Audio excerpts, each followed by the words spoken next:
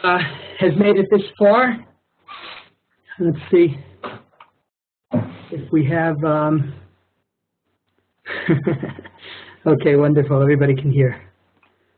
Perfect. Perfect.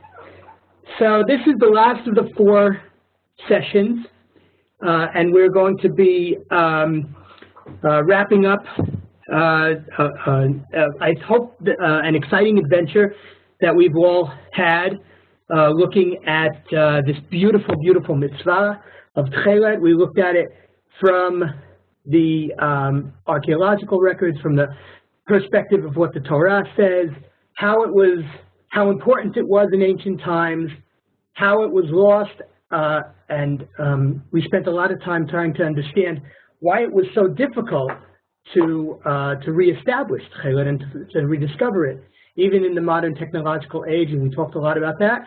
Last week, we had an exciting visit to the factory with Joel Guberman, the co-founder of the Amutah, the foundation, and Chief Dyer. So that was exciting, and I hope that anybody who tried to do it at home, I hope that you had some success. In fact, I'd love to hear your feedback on that. So if there was anybody that tried it at home, please send me an email. I would be very interested in hearing how that went. Okay, so to wrap up this adventure, we're going to look now at some of the Jewish legal. We're going to look at things from a halachic perspective, from the perspective of Jewish law. Some of the things that are associated with Tekhelet. There are some very unique laws that you really only find in this area of Jewish law, and the implications of this that go beyond just the specifics of this particular mitzvah, because Tekhelet is one of the commandments that was very, very crucial, as we've seen, but it was lost. And it really is a unique example of something that was lost completely to Jewish law and Jewish tradition. And now, at least according to many opinions, we have the opportunity to bring it back. Now that has implications for many other commandments, mitzvot, that were lost, and we'll hopefully talk and address that in just a second. So we are truly honored to have, as presenter of this last lecture, Rabbi Mois Navon. Rabbi Navon is the author of the collection of essays, Threads of Reason, which talk about many, many different aspects of the mitzvah of Tekhelet from all kinds of different viewpoints and perspectives. And I urge anybody who wants to examine this in greater detail to take a look at this pamphlet. It's really a wonderful collection of various essays on the topic in detail. Rabbi Navon is going to take it from here, and if I know how to do this correctly, which I hope I do, I am going to see if I can hand it over. You are now the presenter. Okay. The presenter. All right. So now, I don't see the, just a second.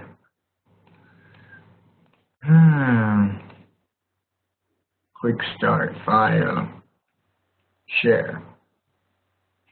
File, including, just 1 minute. Application, PowerPoint. Okay, good. So now, can you see the screen? Yes, we can. You should go into full screen mode. Great. Okay, very good. Okay, so as Baruch mentioned, my name is Mois Navon. I've been working with Amutah Tekhelet for many, many years. Over those years, I've given this presentation in various formats. Today, what I'd like to do with you is go through as Baruch mentioned, the halachic issues revolving around Tekhelet and really the renaissance of the mitzvah, of reintroducing it. Now, I'll show you just a quick agenda of what I'd like to go through. We can get here. Yeah. So you've gone through a lot of different sources with Baruch and with Joel, and so I'd like to just really touch on three what I call critical Talmudic sources that really point to the Murex Trunculus as the source of Chilazon. I've just briefly titled them as the Breita, Alive or Dead, and Forgery.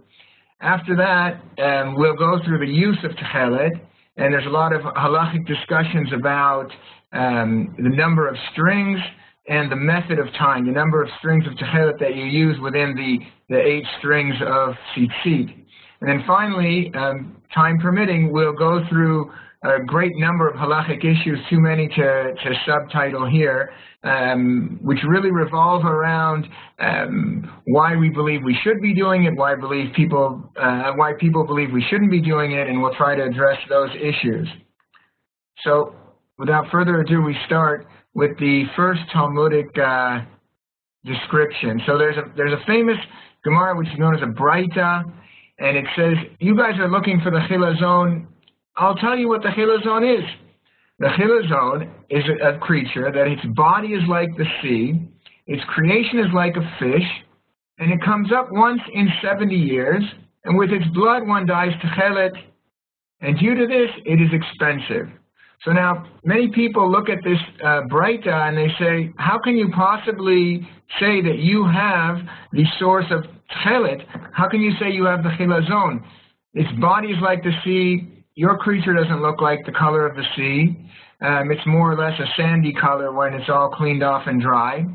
Its creation is like a fish. I'm not sure what that means, but you guys don't have a fish, you have a snail. And it comes up once in 70 years. Well, we don't really know what that means, but you guys fish these things out of the sea every other day, and so what does it mean comes up once in 70 years? And then, of course, with its blood, one dies Tekhelet, so we believe that with the liquid inside the creature, we do die Tekhelet. And then finally it says, and due to this, it's expensive. Now this, due to this is expensive, really is the key to understanding this whole Breita. Because the fact of the matter is, and Rav Herzog wrote about this in his doctoral thesis, and so did Rav Yehuda Rock in a more or less modern article published in Techumin. And they explain that this Breita is not coming to teach fishermen how to find this creature called the Chilazon. Rather, says Rav Herzog, it's a letter to the diaspora explaining why they're paying so much for a few blue strings. I mean, even today, it takes more or less 30 snails to make 4 strings of Tekhelet. And you can go and buy white strings for basically 10, 20 shekels, let's say, I don't know, $5, something like that.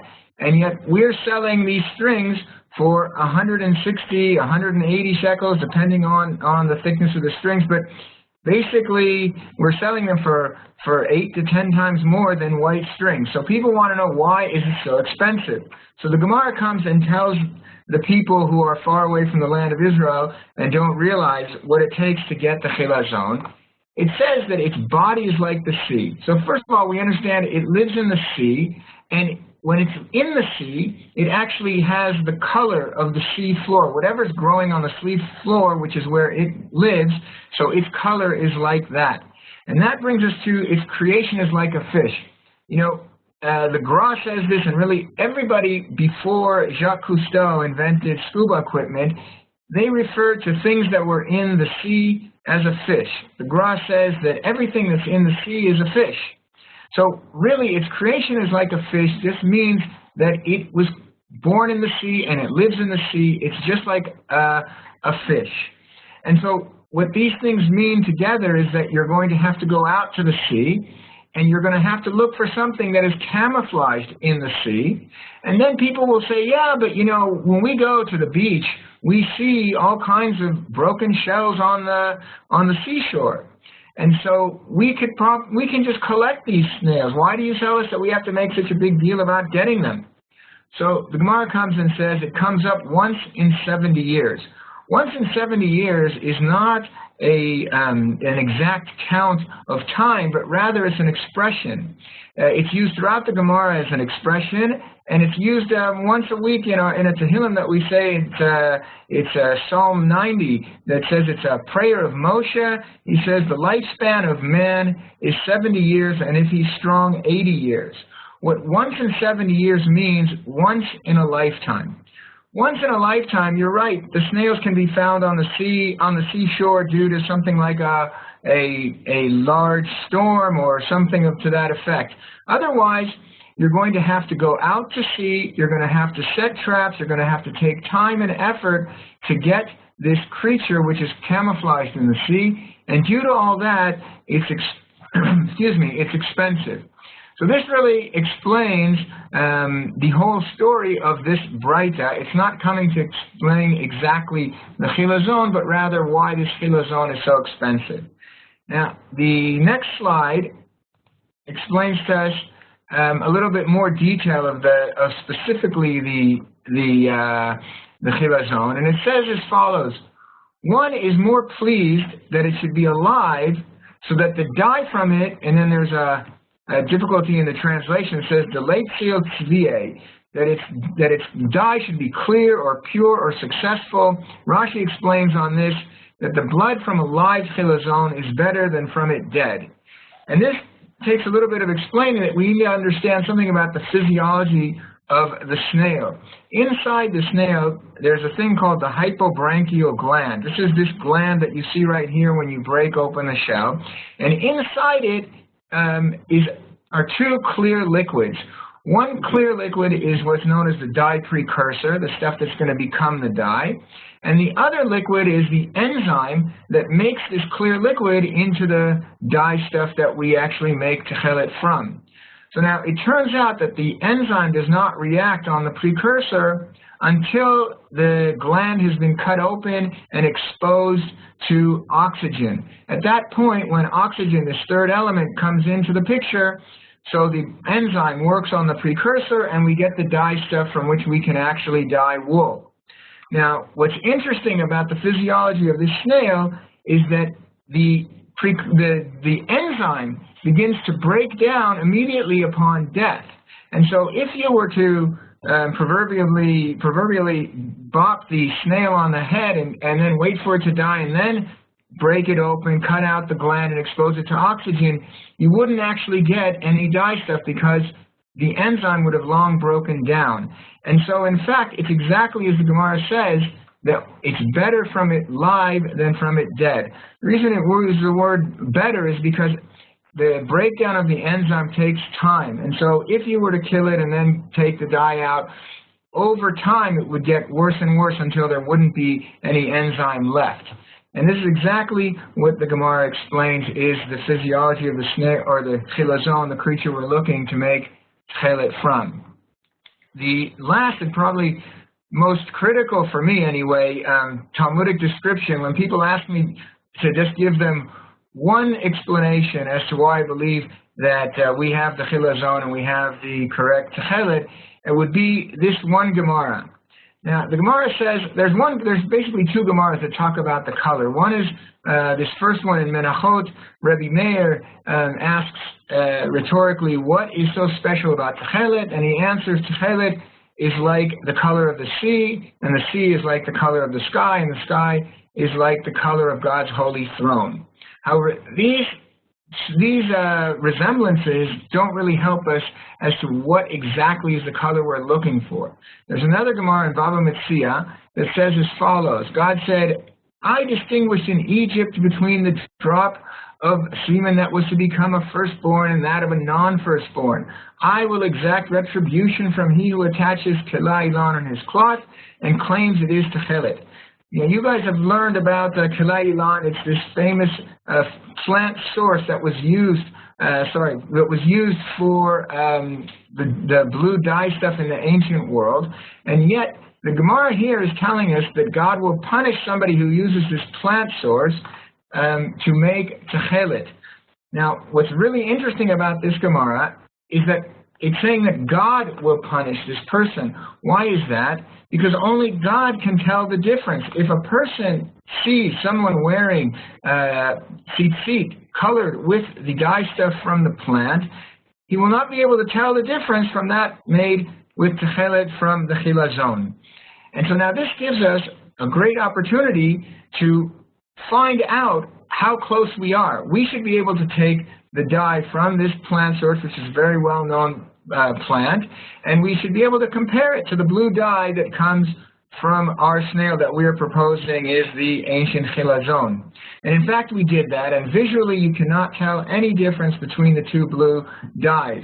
However, we did something even more amazing. We did a molecular analysis, and this molecule, which I show here, is known as the indigo molecule. When there's hydrogen attached on to the bonds on the end of these molecules, blue is the color that comes off of this molecule. And this molecule is the molecule that is inside the murex trunculus, and it's the molecule that comes from this kala ilan. In fact, the color that comes from the plant or comes from the snail is exactly the same. They are identical, and in fact, only God can tell the difference between the two. Rav Shabtai Rappaport, who's the editor of Igrot Moshe and a great rabbi and posek in his own right, has written an article specifically citing this Gemara as being a siman d'oraita. It's like a biblical sign that we have the right stuff. So now those are the three Gemaras that I'd like to go over with you. Now we'll go through some opinions, which also introduce halachic difficulty into deciding how to wear Tekhelet once you've actually decided that we have the right stuff. So there are three opinions as to how many strings to dye blue. The Rambam says that you need to dye 1 string out of 8, which that means you're going to have to dye a half of a string, because the way we make Tekhelet, or the way we make tzitzit rather, is you take 4 long strings, put them through a hole, fold them over, and then you have 8 strings hanging. So to have 1 of 8, you would have had to dye one of the strings half blue. The Ravid does not like that idea, and he says we dye a full string, 1 of the 4. When it's folded over, you end up with 2 of 8. And finally, Tosfot and Rashi explain that in fact it's 4 of 8, or 2 full strings out of the 4 full strings. Now, in terms of the reasoning, where do they get these ideas? So we'll start with the Ravid, since it's the simplest. He has a source in the Sifri, which says, Beit Shammai says 3 strings of white wool and 1/4 of Tekhelet. The halach is according to Beit Shammai, so he has an ancient source to rely on. The Tosfot actually have a different source in the Sifri, which says 4 strings of Tekhelet and 4 strings of white, which many say is obviously it goes against the other Sifri that the Ravad was using. And so some say that this may have been some kind of an erroneous, spurious source. Nevertheless, Tosfot themselves argue sort of logically. There's a Mishnah that the Tekhelet is mentioned that you have to have 2 components of tefillin. There's the head tefillin and there's the hand tefillin. Now, if somebody was for some reason missing one of them, it's okay. He can still fulfill the mitzvah with one of them. They're both, in a sense, equal. That same Mishnah says that you should have Tekhelet and you should have white strings, white tzitzit.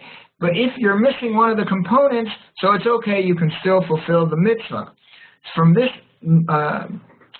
I would say, juxtaposition between the halacha of the tefillin and the halacha of the tzitzit, the Tosfot argue just like the tefillin of the head and the tefillin of the arm are equal, so too should the number of strings in tzitzit be equal. And finally, we have the idea of the Rambam. And the Rambam doesn't have an ancient source to rely on, but he just argues from let's say, svara, from logical reasoning, that the pasuk says, the verse says, put upon the fringe of each corner 1 thread of blue. And so it uses the word patil, and patil means to wrap around. And so he is arguing, as I said, sort of logically, that the word really means to wrap around, and so the blue only comes to wrap around the white core. Now, these are a few conclusions. I would say that really the number one conclusion here is that all of them have good arguments to make, and we can't really decisively say this one is mistaken or that one has a better source. And so because of this, Rav Schachter, who's a Rosh Yeshiva at Yeshiva University, says that in a machloket, in a discourse such as this, in which the disputants are the Hachmei Ashkenaz versus the Hachmei Sfarad, the Ashkenazim should follow their tradition and the Sfaradim should follow theirs. In his opinion, all the Ashkenazim should actually use the opinion of Tosfot, 2 full blue and 2 full white, and all the Sfaradim should use the Rambam's opinion of half a blue. Now, the fact of the matter is that is a valid approach, and the Mishnah Berurah does say that the majority Ashkenazi opinion is to follow Tosfot, but nevertheless, the Gra, the Gaon from Vilna, says we should use the Ravid's opinion. The Arizal says we should use the Rambam's opinion. Rav Hirsch, for symbolic reasons, says the Rambam. Rav Rappaport, since we mentioned him, says to use the Rambam. There are many poskim today that say that we should use the Rambam for various reasons. It's a difficult machloket, and I would like to point out at this stage that just because there's a difficult machloket doesn't mean that we don't do anything. There are many, many opinions as to how to make tefillin, and so some people put on Rashi and Rabbeinu Tam, but nevertheless there are many, many other opinions of how to put on tefillin, how to put the parchments in. Having a machloket does not mean that we do not make a decision on how to act. And so too here, there are decisors who to follow, and one should make a decision. If indeed one believes that this is the right Tekhelet, and one can fulfill a mitzvah d'oraita, a machloket of this sort is certainly no reason to not fulfill the mitzvah. And then we get on to the point about tying Tekhelet. So here, if we saw there were 3 opinions as to how many blue strings, so there's a myriad of opinions as to how to tie Tekhelet, and this is really only a sampling of them. There's the Ari Redziner, which basically there's 5 knots, and he ties 7, 8, 11, 13 like we tie white, but it's difficult to see here. He groups the chuliot, the wrappings, he groups them in chuliot. Each winding is grouped in a group of 3, which we'll see is one of the requirements laid down by Rabbi in the Gemara. This says Teimanim. It's really the Rambam's method of tying, as has been transmitted by the Yemenite community, because they have always followed the Rambam and actually tied their tzitzit with only white when they were lacking the blue. This is their same method, using 7 instead of 13. The Ra'avad has a special method of alternating blue and white. The Gra uses various counts of chuliot interweaving between groups of white and blue, and so forth. There's various opinions. Let's try to understand just real quickly the sources for this, and how did people come to such a varied array of methods to tie Tekhelet. So the first thing is that we need to understand that there's a minimum Torah requirement. What you have to do to fulfill the biblical command of wearing tzitzit with Tekhelet. So the first thing is that you need an upper knot. And this upper knot, Rabbah says an upper knot is required from the Torah. So we have an explicit source for that. Also, you need 3 winds. You need 3 wraps, which is what is known as a chulia, one grouping of 3 winds you have to have, and 1 wind should be at least Tekhelet. And so if we go back real quickly, all of them have an upper knot, all of them have at least 3 winds, and with at least 1 blue in there. So far, all of these methods fulfill the biblical requirements of how to tie tzitzit with Tekhelet. Now, what exactly is a chulia? So, as I mentioned before, Rabbi tells us this idea. He says, so that you can wind once and again and a 3rd time. And then he explains, so now once you have this chuliot, so how many chuliot do you need? One who minimizes should not have less than 7, and one who maximizes should not exceed 13. And all those sources, all those different methods have between 7 to 13 chuliot groupings of 3 wines. So they actually all fulfill this requirement. And then we get to the question of the color of the twist. And so the Gemara says when one begins, he begins with white, since the Torah says that it should be on the corner, and the corner is the color of the beged is white, so the first string should be the color of the garment itself. Usually you have a white talit, so you start with white. And then it says, and when one concludes at the very end, so he should conclude with white because one increases in holiness and never decreases. There's some kind of special kedusha to the white string, and there's an idea that since we started with it, so we should end with it. Now what happens is here, if we go back to the picture of the windings, so you'll see that actually it's hard to tell in the picture, but everybody starts with at least one white wind and ends with one white wind. Some people have more white wines in between. These have a whole chulia of white that starts and ends with white. They all fulfill the statements of the Gemara, but we didn't see anything about what you need to do in between. So if we take, for example, the Rambam, the Ravid also paskins like the Rambam, and that's why all of his wrappings are blue. The Rambam, as we said, believes that the whole purpose of Tekhelet is to wrap around the white core, so all of his chuliot are blue, and he fulfills that statement of the Gemara by just starting and ending with white, as opposed to the Rabbi, who says, I'll start with white and I'll end with white, but I'll also alternate all of my wraps. I have a wrap of 3 here. I have 3 blues, 1, 2, 3, but I'll start and end and interleave white all the way through. And then he has all of these wrappings to make up the idea of between 7 and 13. He basically ends up having here 7 wraps, and here he has 13 wraps, and that's how he makes this interpretation of a chulia. The Gra and the Chinuch and Tosfot and Rav Amram Gaon, for example, they all believe that they should have not interleaving wines, but interleaving colored chuliot. So you have 3 wines of white, a chulia of white, 3 wines of blue, a chulia of blue, and so forth, interleaving until you end with white. They all do the same thing, interleaving between various numbers of knots. And that brings us really to the last point about tying, which is the knots. Rava says one must tie a knot after each and every chulia in order to distinguish between the chuliot, explain Tosfot and the Rosh. The Gemara is inconclusive, and thus some require knots like the Rambam and some do not. Basically what's being said here is that the issue of knots is not something which was required necessarily by the Gemara. It was required if one needed to distinguish between the chuliot. If you separate between white and blue, so you don't actually have to have those knots. And then there's this idea of 5 knots, which is what we tie when we're tying with white.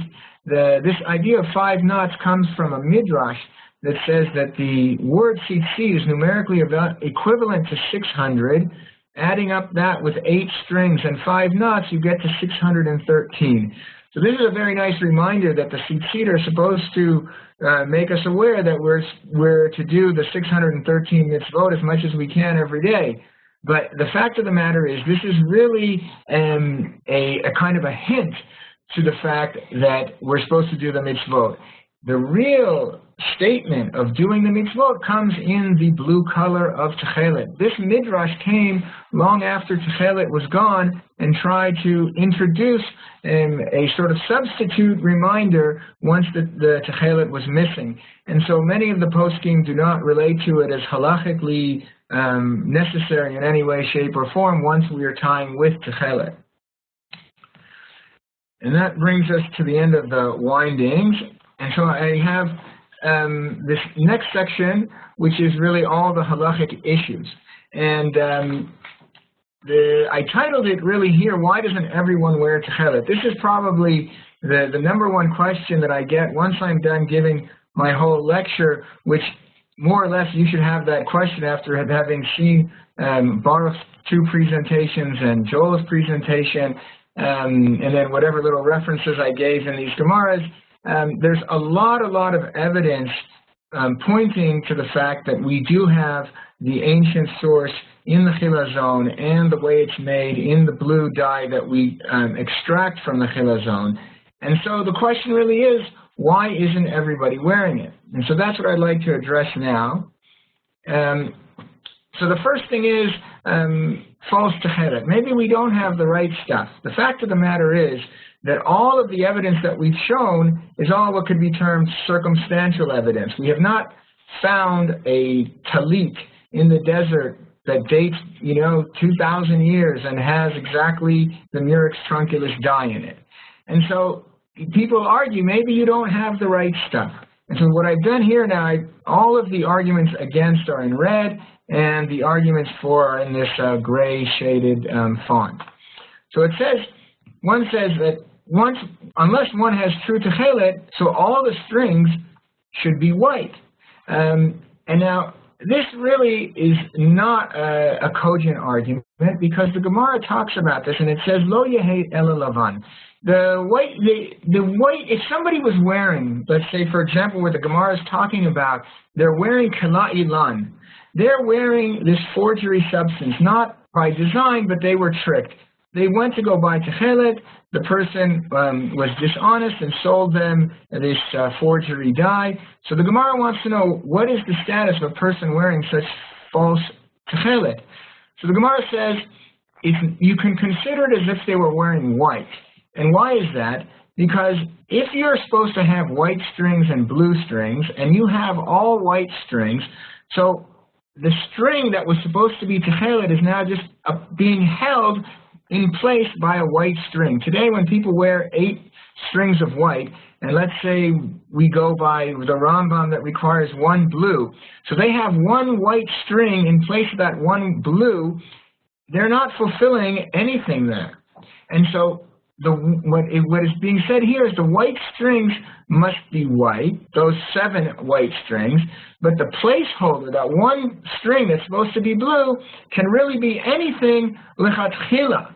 It's not bidi evid that you're wearing a white string, a false blue string. I'm saying that the argument is that, let's say you believe that this is Tekhelet, and you go out and you put on the Tekhelet, and now for some reason the Mashiach comes and says, no, you were mistaken, you made a wrong calculation. Nevertheless, that fake blue string that you had enabled you to fulfill the mitzvah of tzitzit no less than if you were wearing all white strings. And that brings us to the next point about, well, what if it's like kala ilan? When we brought that Gemara that said that kala ilan is forgery plant, God is going to punish the person who puts that. So Rav Twersky, in an article in the Journal of Halacha, explains that curse is for people who are knowingly, willingly trying to cheat or trying to get out of something cheaply, and so that's where the curse lies, but not on people who are genuinely trying to fulfill the mitzvah. And then finally, there's an argument, well, if it's fake, or I'm not sure, sorry, it's not fake, it may be the wrong stuff, so maybe it's better to avoid getting into sfeikot. And here, Rav Schachter, who we mentioned his name before, has written in a letter to the Amutah, to the P'tiyut Tekhelet organization, that says, Sfeika d'oraita l'chomra. When you're dealing with a commandment from the Torah, an explicit divine command in the Bible, so we are supposed to go to great extent that even if we are in doubt, we go and try to fulfill the mitzvah as best we can. Now, then there's another point which many people bring against wearing Tekhelet today, and that is Masorah. So Masorah basically means that we have a tradition. Much of the way that we do mitzvot today were handed down to us generation upon generation. And so there's an argument that says we have no Masorah, we have no tradition. It's been, by most accounts, at least according to Rav Herzog, the Tekhelet has been missing for over 1,300 years. So there's no tradition of father to son passing down this mitzvah, saying this is the source of the ancient dye. And in fact, this argument was made by the Beit Halevi to the Redziner Rebbe. The Redziner Rebbe, as you've probably heard, brought the source of the ancient Tekhelet as a dionon, and that's what this picture is here. It's a cuttlefish. And he was able to transform the black dye from the cuttlefish into a blue kind of a dye, and he went around and tried to get support for his newfound Tekhelet. When he went to the Beit Halevi, the Beit Halevi said, he didn't just say, you have no tradition, you have no Masorah, but he said, what are you showing me that my father and his father's fathers and father of fathers didn't already know? This is a fish that has been around and everybody knows about it. So now, not only is it that we don't have a positive tradition, but the fact that we have this fish that is known, and now you're coming and telling me that this is the source, this is as if we have a negative tradition, because they didn't say this is it. The Beit Halevi said, if you were to show me something that was lost from humanity, and now you're coming and showing me something new that my fathers didn't know, so now we could entertain a discussion about, is this really it or not? But as long as you're showing me something that wasn't lost, and now you're just coming anew and saying, I found some new interesting thing about it that wasn't known, that's as if we have a negative tradition. But here, this argument falls into the hands of the Murex trunculus and the dye that we are presenting. And that is because, as we said, Rav Herzog said that this Chila zone has been lost for at least 1,300 years, if not more. And so we are showing you something that, in fact, our fathers and their fathers and their fathers' fathers had no idea about.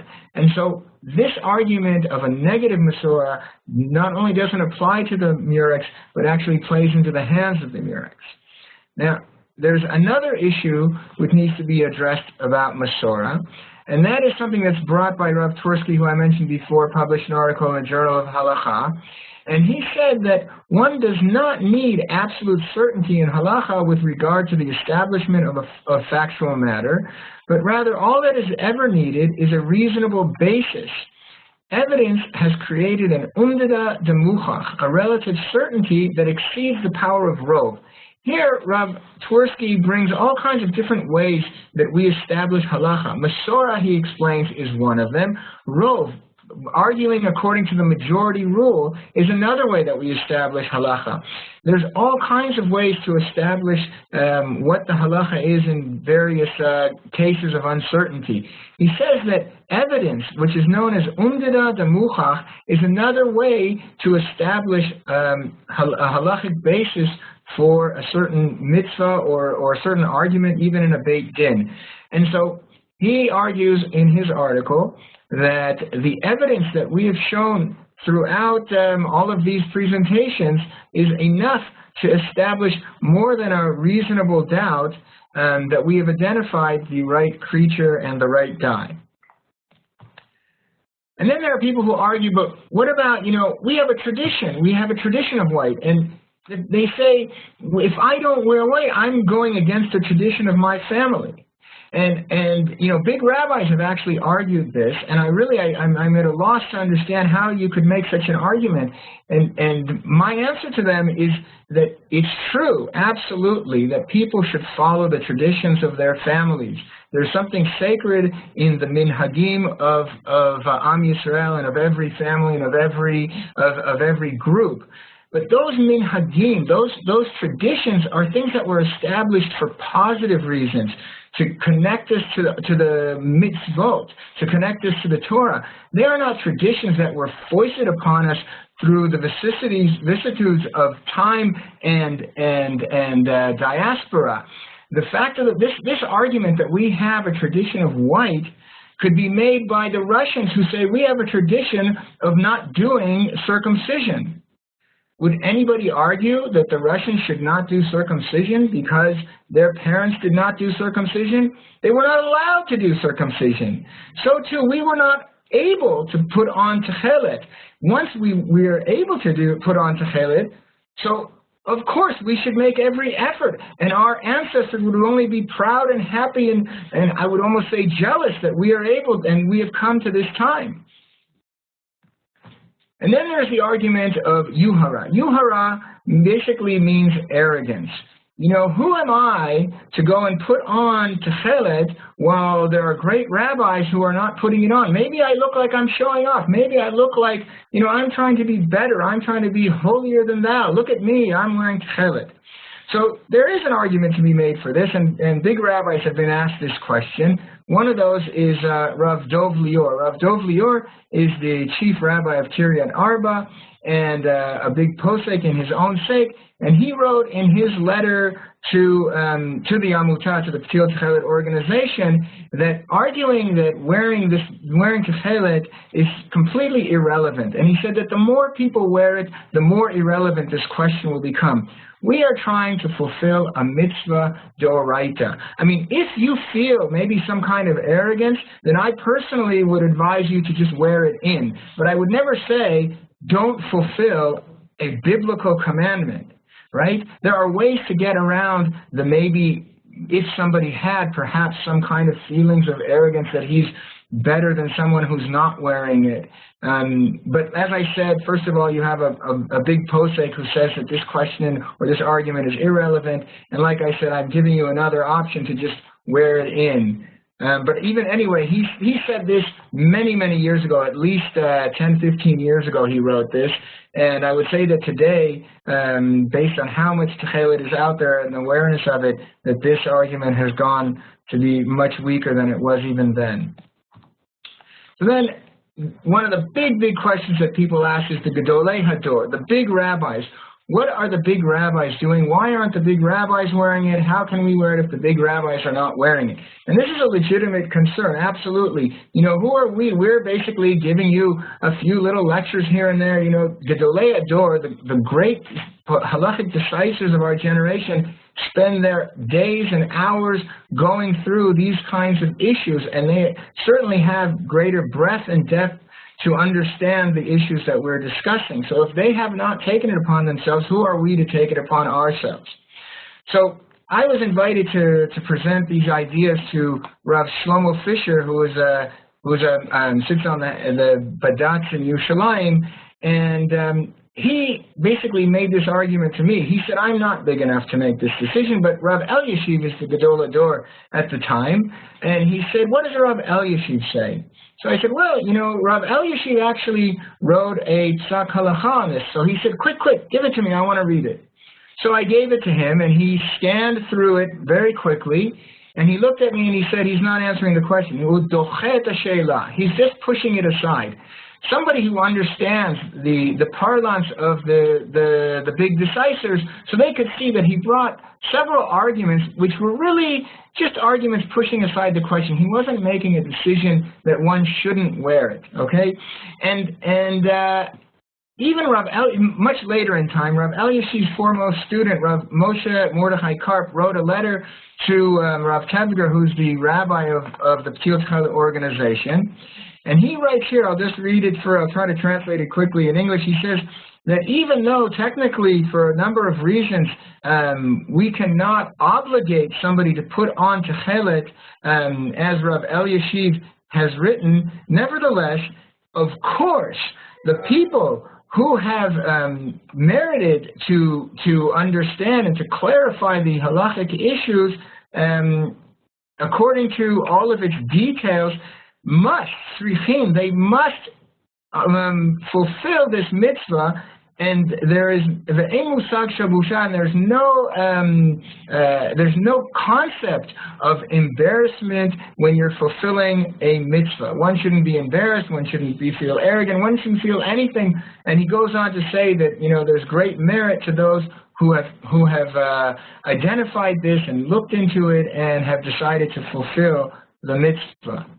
And then there's this argument about the Mashiach. When Rav Ovadia Yosef was asked about this question, so he said we need to wait for the Mashiach. So now, the question is, was he also pushing this question aside, or is there really some substance to this? And, you know, Rav Ariel, who's the rabbi of Machon HaMikdash, quotes the Rambam in Igeret Astrad, who says there is no mitzvah which is dependent on the Mashiach, right? We all want the Mashiach to come, and the Mashiach is supposed to complete all kinds of things which are left incomplete in this world due to our lack of being able to fulfill them. But a mitzvah in the Torah does not depend on the Mashiach. If we can fulfill any mitzvah, we have the obligation to do our best to fulfill it. If we can't, for whatever reason, so then the Mashiach will come and do that. But there is no mitzvah that's dependent on the Mashiach, and so I would offer, though I don't know this, right, and I'm certainly not like Rav Shlomo Fisher, who could say that about the writings of Rav Eliashiv, but I would offer that really Rav Ovadia was also just pushing this question aside. And in fact, his son, Rav Yaakov Yosef, wore Tekhelet. I gave a lecture in his yeshiva. He was very positive about wearing Tekhelet. And so that really brings us to the end of my presentation, where, as I've mentioned, we haven't had the ability to do this for 1,300 years, and really it's now up to every individual to clarify the points and to be zocha, to merit fulfilling this mitzvah d'oraita, biblical commandment, which has been returned to our generation and so after such a long time. Thank you very much.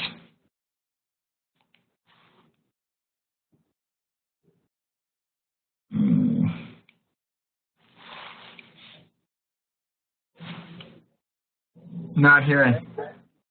About the, How was that? Okay, so I'm back on. And Rabbi Navon, I just wanted to say thank you. That was an excellent presentation of so many different aspects of the commandment, and as I hope that everybody can appreciate, there is really a lifetime's worth of scholarship and investigation that can go into this. And we've spoken about so many different aspects of this topic, whether it's all of the legal issues which Rabbi Navon really just touched on, and their books and articles. I just looked at our library. We have 637 articles on the topic of Tekhelet, written by 365 different authors on areas that go into the Jewish legal aspects, the halachic aspects, the chemistry, the biology, marine biology of the snails, the archaeology, the history, and you can just imagine that there is really so much more to be delved into. And I really encourage anybody who wants to continue thinking about this and investigating it. There is a tremendous amount more that can be done. So after 4 lectures on this topic, I want to ask one question and maybe sum up with that.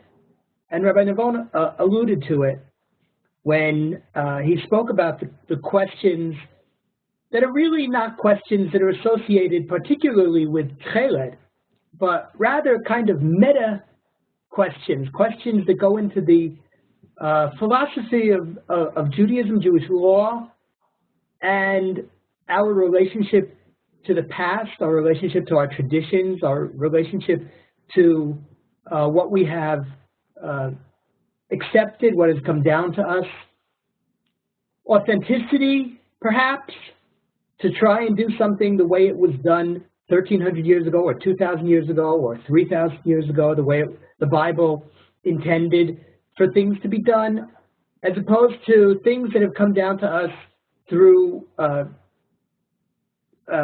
according to the paths that history has chosen to take us on, through our diaspora, through the travails, the struggles, and the triumphs. And how does one even begin to balance those kinds of questions? These are questions that, as I mentioned, Tekhelet is an example. The implications of how we answer these questions with respect to Tekhelet will affect the way we look at our religion and Jewish law and Jewish philosophy in a very, very general way. And so before we close, the question that I'd like to ask is, who are we? Who are we indeed to try and change from what was given to us by our fathers and our grandfathers? And this was not a question that I'm being asked myself. It's a question that the Radziner himself was challenged with. There he was in 1889, 1890, 1891, trying to bring back Tekhelet according to the best of his understanding. And he was challenged with exactly this question. How can you presume to do things differently? Who are you? What about all of the great rabbis that came before you? And the Radziner answered based on a passage from the great Hasidic master, the Kedushas Levi, or Rabbi Levi Yitzchak from Barditchev. And this brings us back to the beginning. If we remember, the first time that Tekhelet was mentioned in the Bible was in the context of the tabernacle of the Mishkan. The different things that were done in order to build this sanctified place, a sanctuary for God to be in the world. And Tekhelet was a very, very important part of that. One of the most precious items that was built. At the end of the building of the Mishkan, of the collecting of all of the materials, of course, Tekhelet was very, very important there. And at the end of the collection, there's a very strange passage that Rabbi Levi Yitzchak commented on. The hamalacha and the work, or all of the different things that were brought, all of the different commodities, all of the different precious fabrics and items that were necessary, the gold, the silver, the Tekhelet, the argaman. So the passage says, and the work was enough, hayta dayam, for all of the purposes, v'hotar, and more. So Rabbi Levi Yitzchak says, well, wait a second, was it enough or was it more? Right? Did they have just enough, or did they exceed the hotar, and there was more than was necessary? And this is, in fact, a little bit of a tautology here. Was it enough or was it more? Says Rabbi Levi Yitzchak, the word hotar doesn't mean that it was extra. It means it was left over. And here I'm going to quote from him. He says that even though the generation of Moses, of Moshe, could have completed completely all of the necessary actions for bringing God into the world in the greatest and most complete way, Moshe did not decide to do that. He left it over. He left something. Shehotiro, says Rabbi Yitzchak, l'tzadikim v'chachamim, shekol dor, in every generation, there is something that was left over. That in every generation, wise men, righteous people, yishme'u v'yilmedu, everyone will have an opportunity through their understanding to be able to complete the building of the sanctuary and bring God into the world.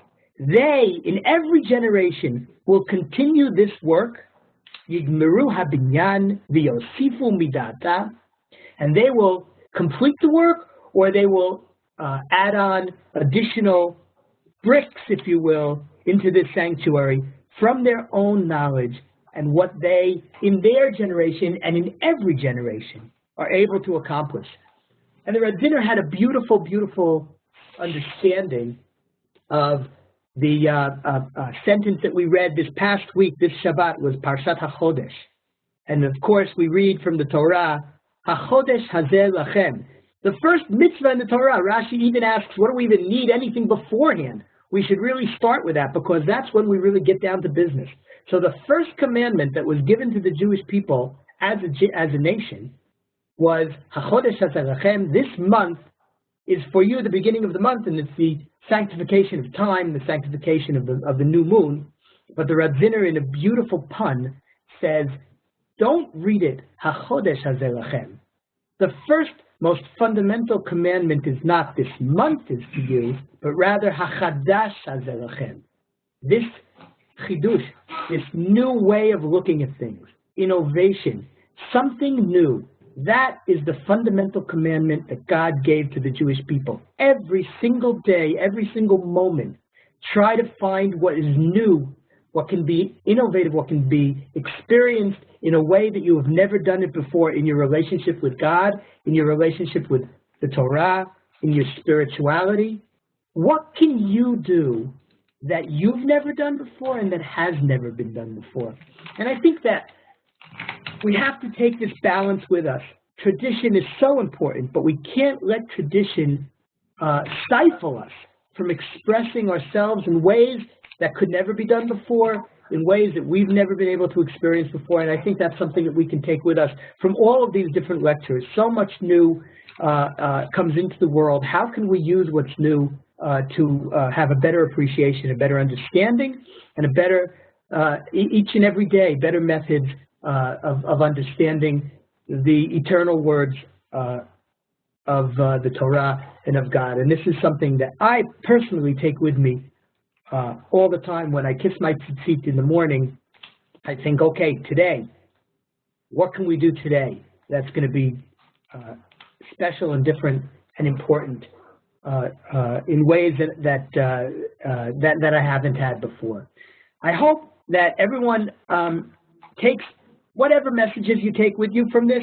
There's so many, and I thank everybody for participating in these lectures. I certainly want to again thank Rabbi Navon for what he has presented today. If Joel, if you're listening, I want to thank you for the wonderful trip and visit that we had last week in the factory, and to Web Yeshiva for giving us this opportunity in this venue to present. And I really look forward, if anybody has questions or if anybody has comments, we absolutely look forward to hearing them. And we wish everybody extended Chag Sameach. We want to extend to everybody as Pesach comes to us, just upon us in this month, as we said, where redemption is just ripe. We look forward to hearing good news for the world and for the Jewish people. And once again, thanks to everyone for making these lectures so successful, and I hope that you all enjoyed them. Thanks again. I'm going to close the recording, but I'll still be around if anybody wants to ask any questions.